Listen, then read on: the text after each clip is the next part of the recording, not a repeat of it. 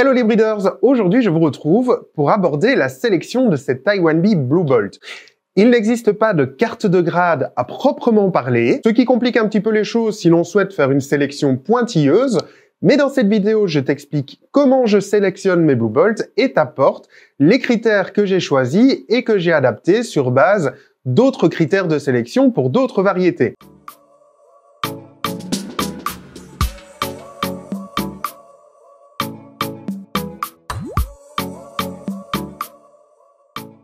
Hello, c'est Flo. Si tu découvres la chaîne, je te souhaite la bienvenue sur cette chaîne orientée 100% crevettes.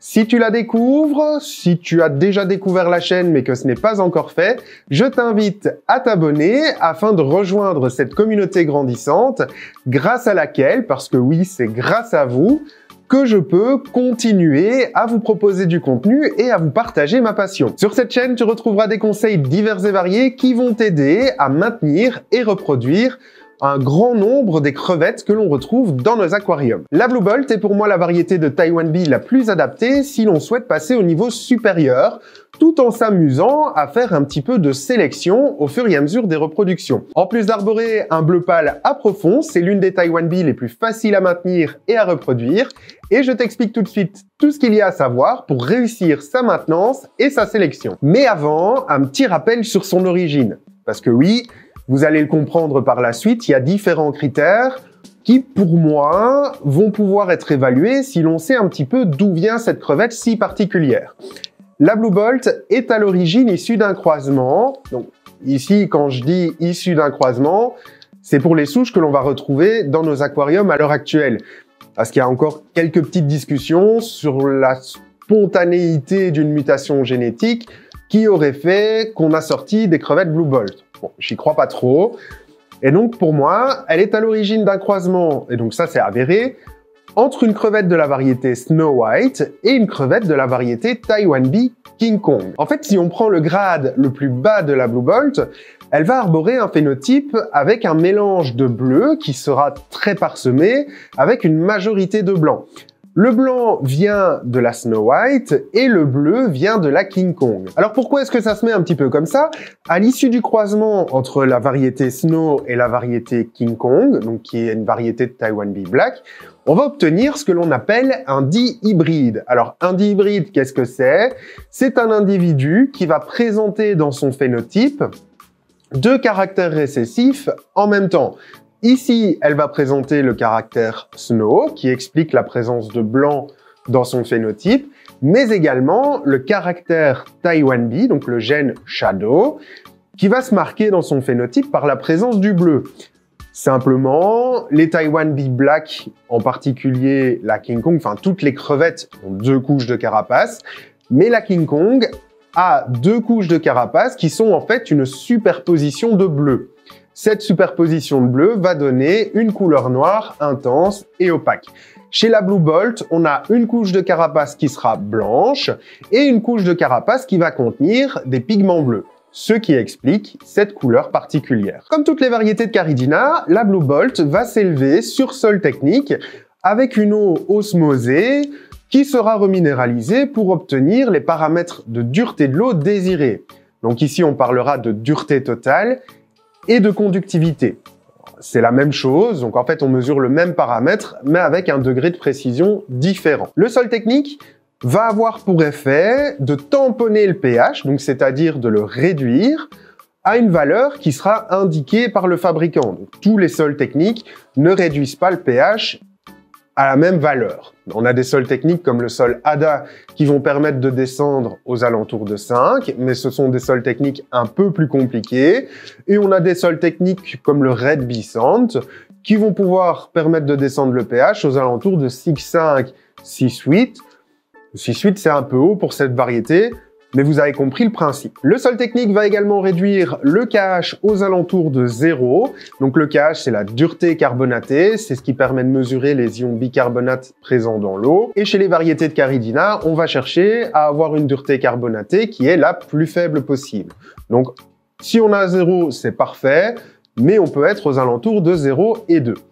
Passons donc en revue les paramètres idéaux de maintenance pour la variété de Taiwan Bee Blue Bolt. En ce qui concerne le pH, il sera compris entre 6 et 6,5. Pour moi, l'idéal, c'est d'avoir un pH aux alentours de 6. Et pour ça, il y a différentes méthodes, mais ce n'est pas l'objet de cette vidéo. Le KH qui, comme je vous l'ai dit, sera compris entre 0 et 2. La conductivité, donc, qui sera compris entre 250 et 380 microsiemens en unité américaine. Le GH qui sera compris entre 5 et 8, donc qui correspondent ici à la conductivité. Donc une conductivité de 250, on aura un GH de 5, et une conductivité de 380, on aura un GH de 8. Et la température qui se situera entre 22 et 24 degrés. Alors, comme vous avez pu le remarquer, dans les paramètres que je viens de vous donner, on a des plages qui sont relativement larges en ce qui concerne les paramètres de dureté de l'eau. En fait, dans la grande majorité des cas, on va maintenir les Taiwan Bee avec une conductivité de 250 microsiemens, ce qui correspond à un GH de 5. Mais chez la Blue Bolt, on peut être amené, donc chez la Blue Bolt, et je vais même élargir le cas, à toutes les crevettes Taiwan Bee qui vont arborer du bleu au niveau de leur phénotype, on peut être amené à majorer cette conductivité à maximum 380. Au-delà, ça devient un petit peu risqué. Pour ce faire, on va faire attention de majorer l'électroconductivité lentement pour éviter d'occasionner un choc osmotique, et c'est ce qui va permettre d'augmenter le bleu et l'intensité du bleu chez nos crevettes. Donc finalement, ce que je vous explique, c'est qu'en ce qui concerne les paramètres de dureté totale, soit on va pouvoir maintenir à 250, soit on va majorer à 380 microsiemens de conductivité. Pourquoi? Parce que si l'on a une crevette qui est peu colorée, on va chercher évidemment à faire ressortir ses couleurs, de façon à pouvoir la sélectionner de manière un peu plus précise, si je peux dire ça comme ça. Et donc si on a une eau qui est très douce, parce que 250 microsiemens, c'est relativement doux, on va pas favoriser ce phénomène d'intensification du bleu. C'est pour ça qu'on va chercher à augmenter progressivement la conductivité, et ça va avoir pour effet, en fait, d'augmenter la dureté, et nos crevettes sont sensibles à la dureté de l'eau. En augmentant la conductivité, on va avoir une rigidification de la carapace. Simplement, la carapace va se rigidifier par effet d'osmose pour maintenir et garantir l'équilibre biologique de la crevette. Et ce qui en découle, c'est une intensification du bleu. Maintenant que l'on a rappelé d'où vient la couleur si particulière de la Blue Bolt, que l'on a fait le point sur ses paramètres d'eau, on va pouvoir s'attaquer à préparer la sélection. Alors j'ai dit préparer parce qu'avant de sélectionner, il faudra avoir différents aquariums qui seront prêts à accueillir les crevettes que l'on aura sélectionnées vu qu'on va les séparer. 3 aquariums de 30 litres feront l'affaire, mais personnellement, je conseille toujours de partir sur un volume minimal de 50 litres, pour la simple et bonne raison qu'on va avoir des paramètres qui seront plus stables, d'une part, mais d'autre part, parce que un volume réduit, ça veut aussi dire qu'on risque d'avoir à un moment donné une pause dans les reproductions, simplement parce que les crevettes ont la capacité de s'autoréguler. Passé ce point, les aquariums que l'on aura choisis, donc ici je pars sur 3 aquariums, ça peut être plus si on désire vraiment faire différentes sélections de façon très pointue, mais pour l'exemple, je n'en prends que 3. On aura un aquarium de départ qui contiendra la colonie qu'on aura au départ, un aquarium de sélection et un aquarium que l'on va appeler trash tank qui accueillera les déclassés. Donc une crevette déclassée, ce seront toutes les crevettes qui ne correspondront pas aux critères de sélection. Ces aquariums doivent impérativement être cyclés, donc ça veut dire qu'il va falloir réfléchir le projet de sélection pour avoir des aquariums qui soient prêts et stables biologiquement parlant.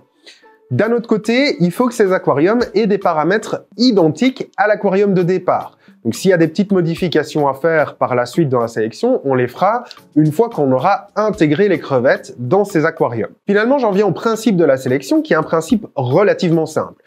On va, chez différents individus, observer le phénotype. Donc le phénotype, c'est les couleurs qu'ils présentent, la forme des motifs et autres.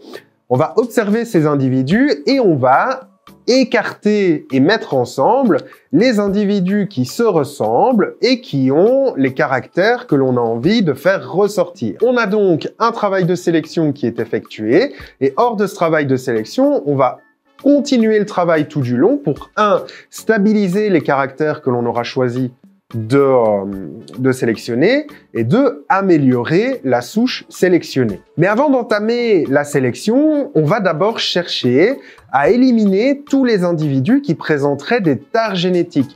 Alors les tares génétiques, ça survient suite à un élevage, je vais dire un élevage entre guillemets intensif, même si c'est pas spécialement le cas, mais il faut savoir que la demande en crevettes, elle est croissante et qu'on a de plus en plus d'import-export vers les pays européens pour pouvoir répondre à cette demande.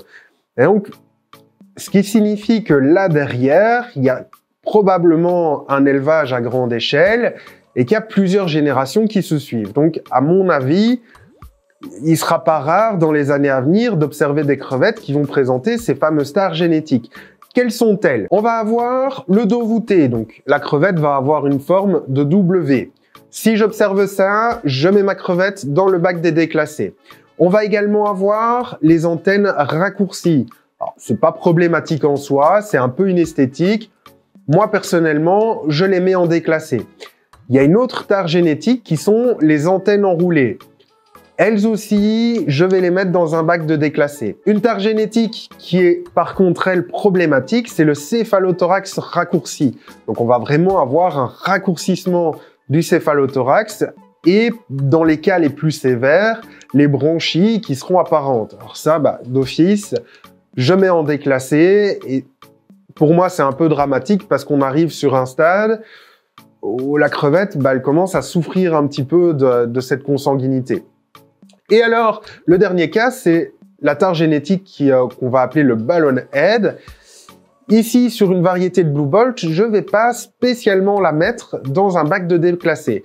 Simplement, si un jour je souhaite concourir, ce qui sera le cas, j'aimerais bien faire des concours un jour, ou qu'un jour tu souhaites concourir aussi, il faut savoir que, en fonction des concours européens, américains ou asiatiques, les critères de beauté sont légèrement différents. Et il y a des crevettes en Asie, par exemple, qui présentaient la tare génétique du ballon head et qui ont reçu des prix. Donc pour moi, le ballon head, à un degré léger, ça me pose pas de problème. Donc ça, c'est vraiment sur observation de la crevette, soit j'écarte, soit je maintiens. Une fois ce travail réalisé, je vais m'attaquer à la sélection à proprement parler. Alors, pour réaliser mes sélections, je vais utiliser deux gradations.